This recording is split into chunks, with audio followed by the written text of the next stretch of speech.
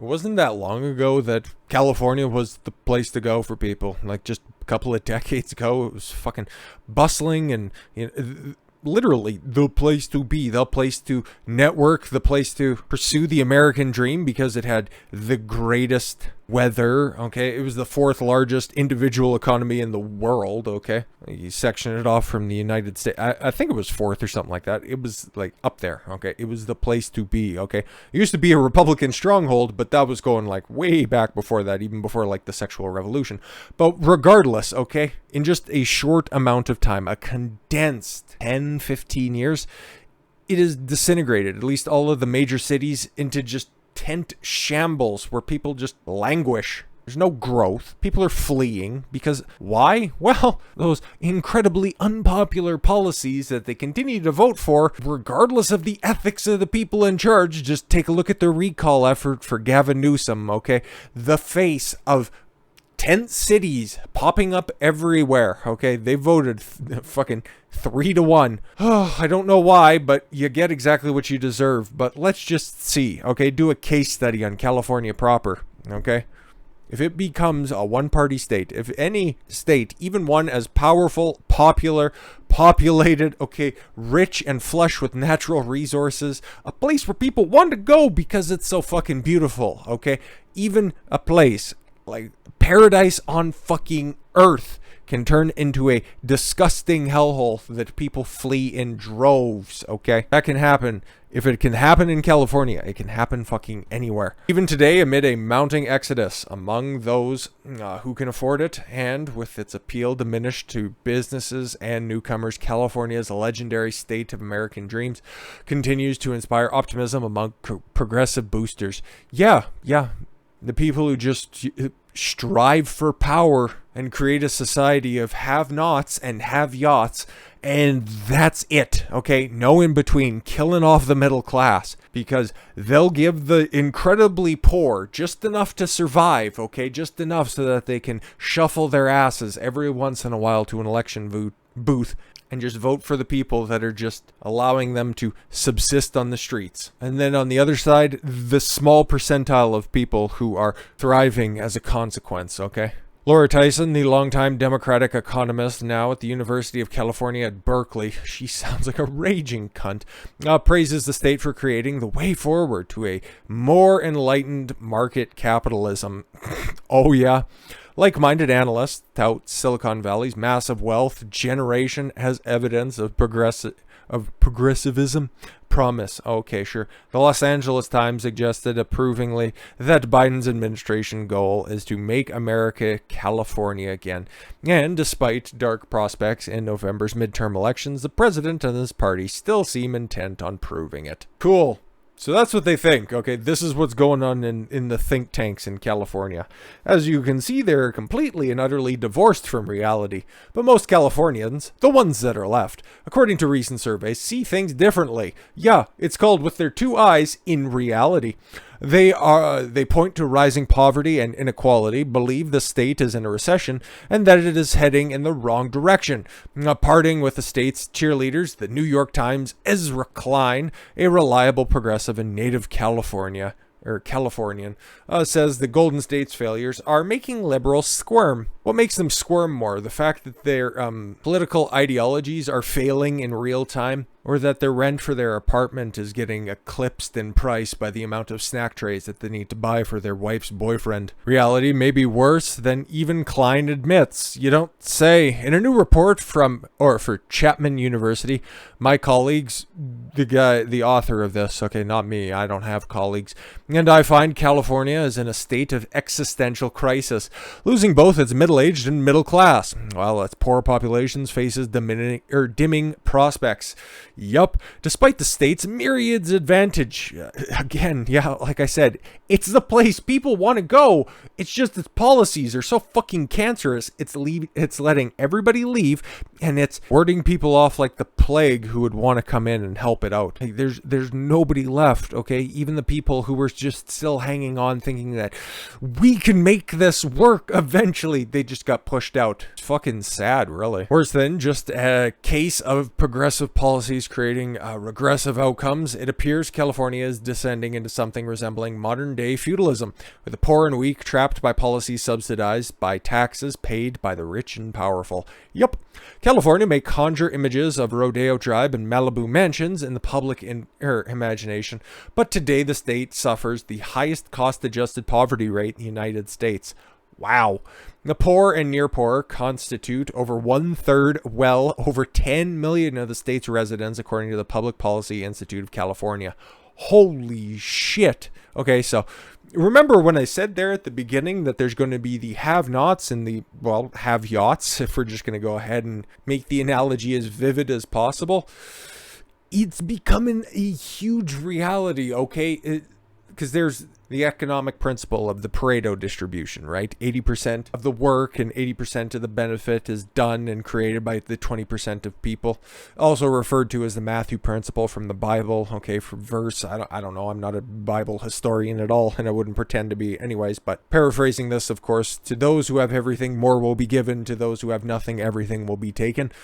That's what we're seeing playing out here, for the fact that 33%, 1/3 of the population are poor or near poor, okay? There is no middle class anymore. A United Way of California analysis shows that over 30% of residents lack sufficient income to cover basic living costs, even after accounting for the public assistance programs. That includes half of Latinos and 40% of black residents. Yes, and minorities most affected. Some 2/3 of non-citizen Latinos live at or below the poverty line.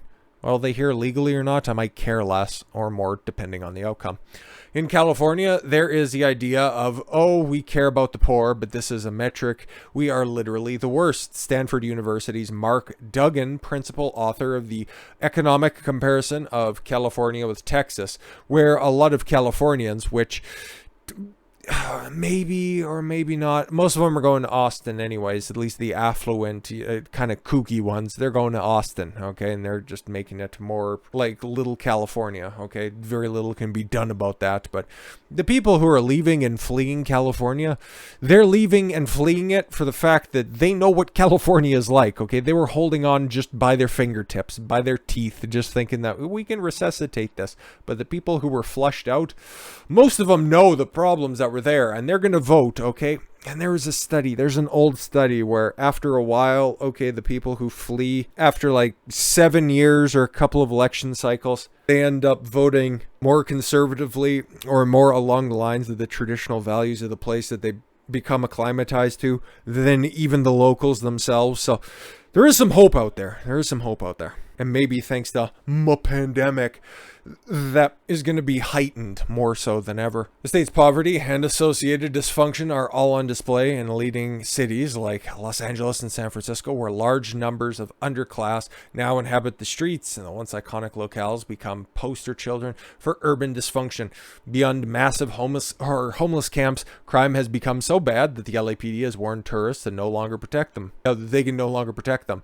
Yeah, exactly. And then also putting out some messages like don't wear jewelry downtown because they're going to take it. And like they say here, the LAPD can't protect you because they're still understaffed and under budgeted, because like most of the places that defunded the police, they ended up coming back a couple of months later and refunded and even gave them a boost.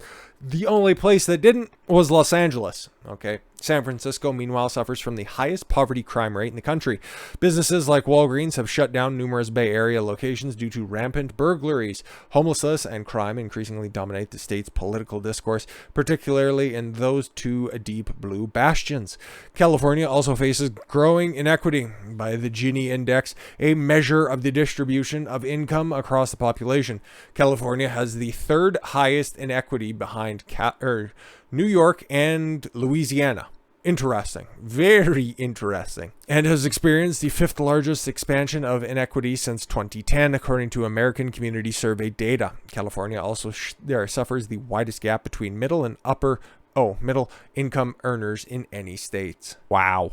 Once among the most egalitarian regions in the country, Silicon Valley, wow, that must have been a long time ago, has become among the most segregated places in the country. CityLab has described the technology hub as a region of the segregated innovation, a trend becoming more pronounced according to recent research. Silicon Valley now boasts its own underclass in which those who clean its buildings and provide food service makes sense. Nearly 30% of its residents rely on public or private financial assistance. Holy shit.